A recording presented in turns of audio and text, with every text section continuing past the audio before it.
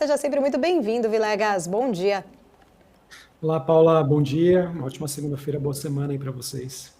Muito obrigada para você também. Vilegas, entender um pouco da sua leitura, investidores ainda parece que estão vendo ali um risco maior nos ativos dos Estados Unidos, mesmo com a expectativa de juros menor. Quando a gente olha para a curva americana, pelo menos essa é a leitura, o mercado ainda está exigindo ali um prêmio maior, né, quando a gente olha ali para a curva. Mas eu queria entender, na sua visão, qual que é o impacto especificamente deste cenário quando a gente traz aqui para o nosso mercado? Perfeito, Paula. Bom, eu acho que a gente acaba tendo hoje, né, um cenário, digamos, construtivo para a renda variável, para as ações.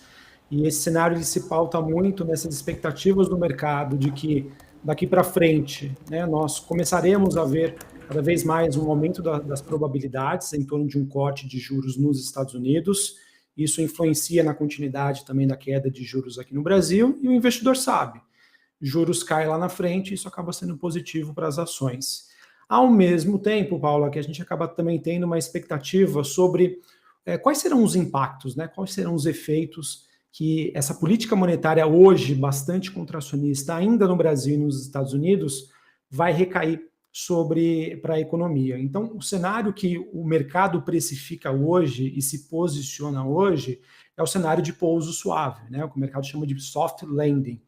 E se esse realmente cenário se confirmar, eu vejo que seria o melhor dos mundos, que é o sonho de todo banqueiro central, em que ele precisa subir os juros para combater a inflação e ele causa o mínimo de impacto possível na economia. Hoje, o mercado precifica isso, por isso que ele se posiciona em ações dos Estados Unidos, que estão próximas das suas máximas históricas, volta a se posicionar também aqui no mercado brasileiro, muito por conta desse otimismo lá fora, que acaba também recaindo sobre as ações aqui.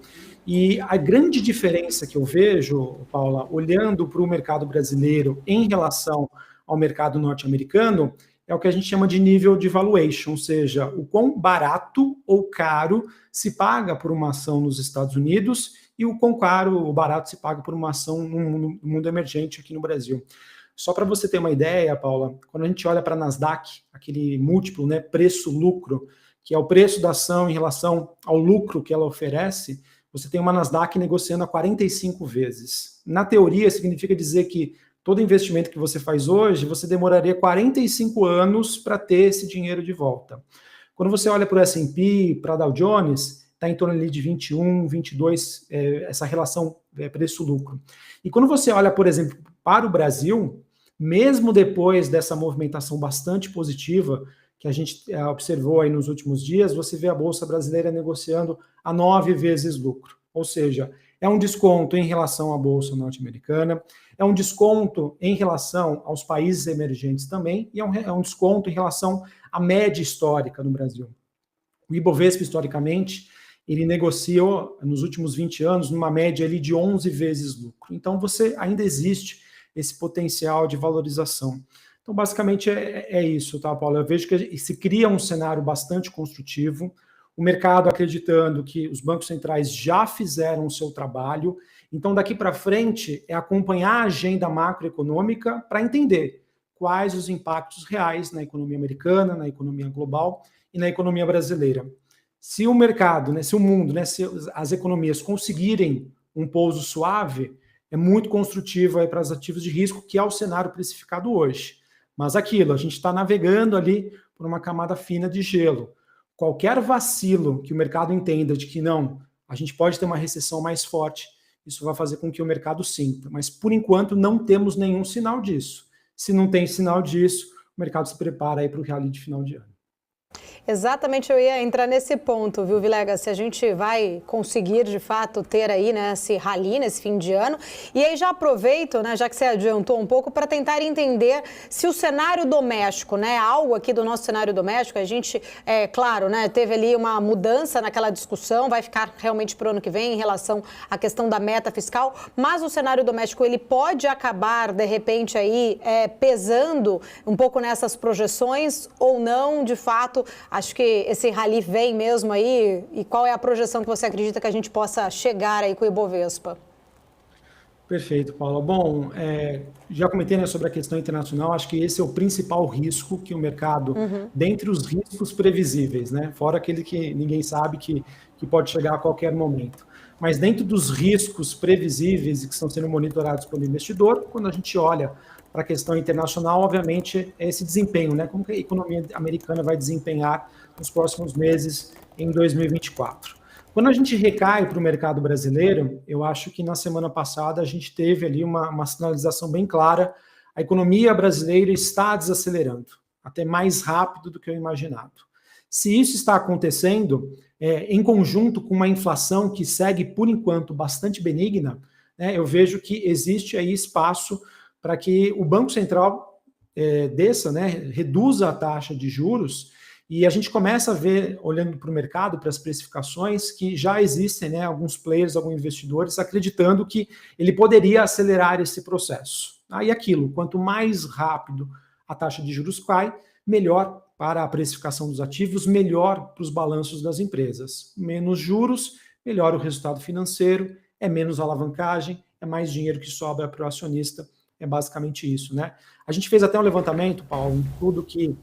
olhando para o mercado brasileiro, para cada queda de 1% da Selic, isso corresponde, na média, a uma alta aí de 8%. Tá? Isso foram dados que a gente fez um compilado aí nos últimos 20, 25 anos. E qual que seria o risco do mercado brasileiro? Né? O que poderia impedir desse rally de final de ano, ou até de uma alta que já começa a ser precificada aí por grandes casas de investimento? A gente teve o Morgan Stanley, né, o Itaú BBA, elevando o Ibovespa e projetando para o ano que vem a 145 mil pontos.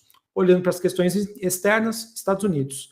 Olhando para as questões internas, eu vejo que essa questão fiscal, né, de realmente o Brasil passar a gastar mais, né, se alavancar, não conseguir cumprir com seus objetivos de receita. Então, acho que isso realmente é o nosso tendão de Aquiles. É algo que o investidor vai monitorar e vai acompanhar sobre essa questão envolvendo a direcionamento da dívida pública e, por consequência, a alavancagem do nosso país. A princípio, Paula, seguindo o que está acontecendo, que a gente vem acompanhando aí do trabalho do Congresso, do governo, eu acredito que até o momento o Congresso ele tem atuado como essa contrapartida, né? Sempre que o governo ele quis gastar mais, ele quis ali dar algum jeitinho para aumentar os seus gastos públicos, a gente teve algum tipo de canetada do Congresso, algo que eu acredito que possa continuar para 2024, em que nós temos, apesar de todo mundo conhecer e saber como é esse modus operandi do atual governo, a gente está tendo esse pêndulo, a gente está tendo uma contrapartida do Congresso que eu acredito que tenha condições de continuar no próximo ano. Então, a princípio, eu não vejo que isso seria um problema. Política é sempre um tema muito sensível, as coisas podem mudar muito rapidamente, a depender, óbvio, dos interesses. Mas hoje eu não vejo esse como o maior risco de empecilho aí para um rally ou para um desempenho aí positivo do mercado brasileiro no próximo ano. Eu tenho muito mais receio sobre o desempenho da economia norte-americana, né? Afinal, é teoria econômica, né? Você sobe os juros, você desacelera a economia e, obviamente, olhando aqui para o mercado brasileiro, a gente deve acompanhar aí de perto o mercado brasileiro e o Congresso para entender se esse modo ele ainda continua. Se ele continuar, eu acho que segue o jogo, como eu já disse, as ações brasileiras já estão descontadas. Sobre projeção, Paula, para o final de ano, para o ano que vem, eu vejo que, assim, pautar um número acho que é sempre muito difícil. Tá? Inclusive, esse número, né, de 145 mil pontos, eu vejo que seria esse ponto de equilíbrio, tá? do Ibovespa caminhando para a sua média histórica em termos de negociação de preço-lucro. Então, se a gente continuar aí com esse viés mais otimista, eu acho que vejo tranquilamente aí que o mercado, né, se a gente não tiver nenhum empecilho, ele volte até o final do ano a testar a sua máxima histórica, com espaço livre aí para o próximo ano, para navegar ali entre 140 a 145 mil pontos. Felipe, muito bom dia. É Felipe Nascimento falando agora contigo. Sempre um prazer bater papo sobre o mercado contigo.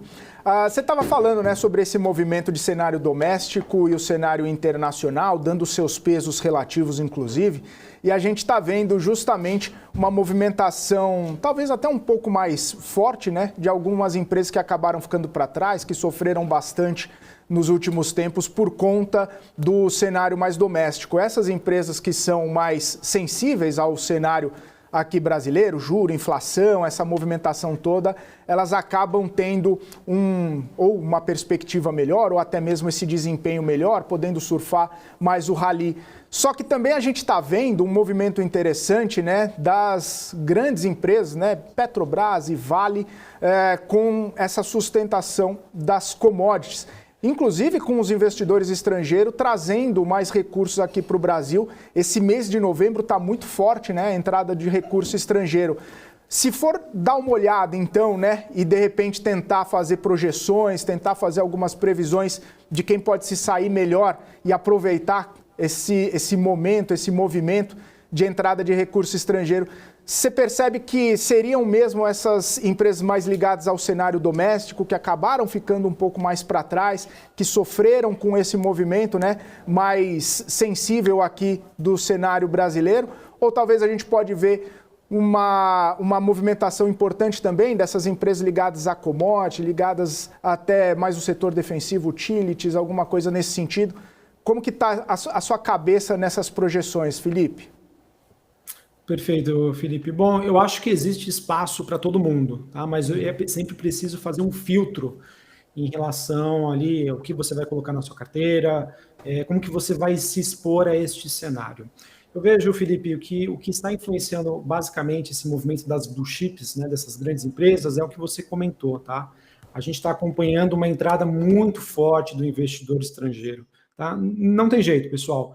Diante desse cenário, né, de expectativa de pouso suave nos Estados Unidos, queda das taxas de juros, né, isso fica mais, digamos assim, abre espaço para que esses grandes investidores internacionais eles busquem alocações em mercados, digamos que vão proporcionar para eles, né, maiores potenciais de ganho. Então, quando esse investidor ele vai fazer ali uma seleção de ativos, né, olhando para o mundo emergente, quais são as opções que ele tem? Ele vai para uma Rússia que está em guerra? Né, ele vai para uma China que mostra aí alguns sinais de recuperação, né, poderia até ser uma opção. Ele vai para a África do Sul, que tem um mercado ainda que pouco desenvolvido, ainda passando desconfiança, ou ele vai para o México, né, que já tem ali um nível de precificação e está se perdendo um pouquinho nos fundamentos. Ou até mesmo Índia, né, que é considerado hoje uma das bolsas também mais caras do mundo. No final do dia, o que sobra? Um mercado com liquidez, um mercado com potencial de valorização, e aí acho que ele chega na conta de que Brasil pode ser esse grande destaque, pela correlação com China, pela sua liquidez, pelo nível de atratividade aí de preços. Eu acho que essa combinação de fatores faz com que o investidor volte, e ele voltou com força, como você mesmo disse, né? No final de julho, a gente tinha ali um investidor estrangeiro com 24 bilhões de reais net posição, ou seja, entre entradas e saídas. No pico de estresse do mercado, quando a curva de juros lá nos Estados Unidos, a taxa de 10 anos bateu 5%, a gente viu esse investidor com 6 bilhões, ou seja, uma redução ali de 70%. E em menos de 2 semanas, né, quando o mercado virou, ou seja, índices melhores de inflação, economia americana desacelerando, espaço para queda de juros, é agora que eu quero risco para minha carteira, a gente viu esse valor de 6 passar para quase 15 bilhões, ou seja, ele praticamente dobrou o seu posicionamento. Quando o investidor estrangeiro se posiciona em Brasil, aonde ele vai? Ele vai aonde tem liquidez. Por quê? Ele acredita no mercado brasileiro, mas ele precisa ter o quê? Flexibilidade, ele precisa ter essa capacidade de entrar e sair do mercado. Nesse sentido, aonde ele vai? Ele vai nas grandes empresas. Então, quando a gente vê Petrobras, Vale, grandes bancos se destacando, é investidor estrangeiro voltando a se posicionar em Brasil.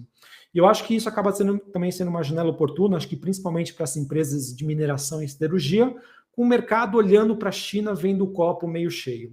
Sabe que a economia por lá ainda não está nas melhores condições, mas que essa rodada de estímulos que vem acontecendo nos últimos tempos, mais cedo ou mais tarde, isso vai acontecer, isso vai se traduzir num melhor cenário. Por conta disso, eu vejo aí essa forte movimentação positiva de Vale.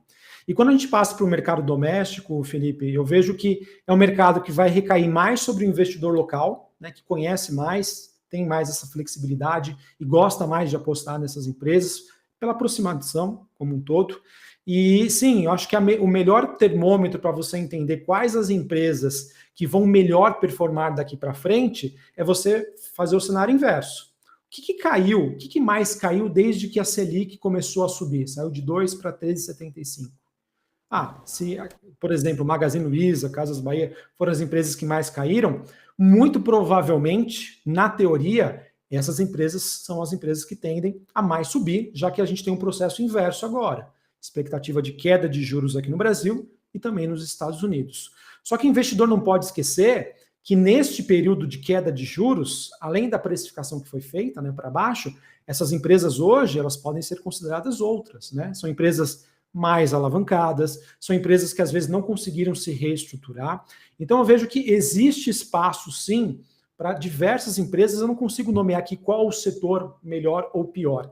Eu acho que é uma questão muito mais micro, né, do investidor olhar a empresa que é impactada pela curva de juros, mas que nesse período conseguiu fazer a sua lição de casa, ou seja, ela está saindo melhor. Os resultados podem não estar os melhores que a gente comparar até antes da pandemia, até antes desses juros subirem, mas foi uma empresa que reduziu o custo, foi uma empresa que reduziu a alavancagem. Tá? Então, se o investidor, na minha opinião, conseguir fazer essa mescla entre grandes empresas, apoiadas muito aí do que o investidor estrangeiro gosta, acreditar em China acho que faz sentido, e olhar para o mercado doméstico para essas empresas que hoje podem não ter os melhores resultados, mas que conseguiram fazer a sua lição de casa, ou seja, estão plenamente aí preparadas e prontas para surfar agora que as condições tendem a ser melhores. E não significa dizer que a gente espera que a economia seja melhor em 2024. Muito pelo contrário, se espera uma desaceleração. Mas o efeito juros da queda, né, da Selic esperado já acaba trazendo aí um efeito bastante significativo para essas companhias. Ô Felipe, você comentou, né, que talvez não dá para nomear exatamente um setor, até porque as empresas dentro de um mesmo setor acabam se comportando de maneiras distintas, né?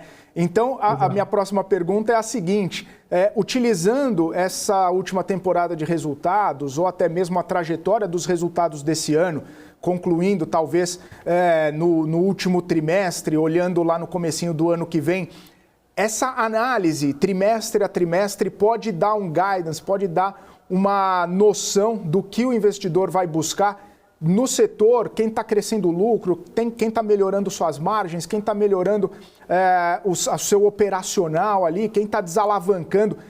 Essa temporada pode trazer alguma perspectiva ou alguma sinalização da onde a gente procurar, a gente, eu digo os investidores, né, procurarem essas boas oportunidades?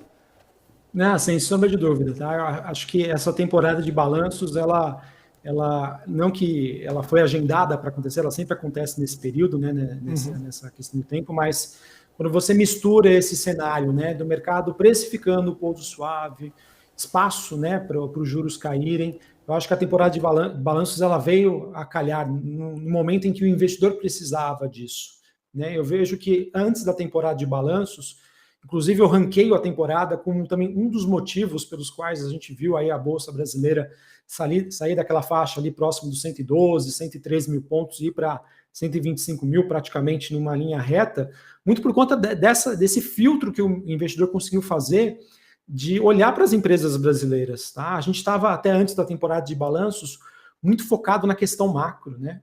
Era todo dia ali, alta dos juros nos Estados Unidos, tem um risco fiscal que a gente, obviamente, nunca pode deixar de lado, monitorando, mas era um mercado que estava muito olhando para a questão macro, deixando o micro de lado. Então, isso, sem sombra de dúvida, abriu grandes oportunidades aí para o investidor entender quais as empresas que realmente fizeram a sua parte, conseguiram reduzir a alavancagem, como você mesmo disse, né, vão trazer para a gente, né, uma prospecção aí de guidance melhor, não necessariamente de resultados, né, número de receita, porque a gente tem que levar em consideração que o mundo, né, ele tende a desacelerar em 2024. Mas para aquela empresa que conseguiu prospectar para o investidor que, olha, reduzir meu custo, meu nível de alavancagem, que eu estou redondinha, daqui para frente, mesmo que eu tenha menos receita, mas eu vou conseguir fazer sobrar mais, ou para reduzir minha alavancagem, ou para distribuir isso na forma de investimento, de dividendo, eu vejo que tudo isso já seria o suficiente aí para o investidor buscar suas alocações e fazer ali as suas escolhas, tá? Não tem jeito, tá, Felipe? Num primeiro momento, a gente vê, é natural, tá? O mercado ele vai subir como um todo. Mas daqui para frente, à medida com que essas ações vão já se precificando, o investidor tende a cada vez ficar mais seletivo. Então, esse investidor que conseguir fazer esse bom filtro fundamentalista, ele vai colher, acredito eu, ótimos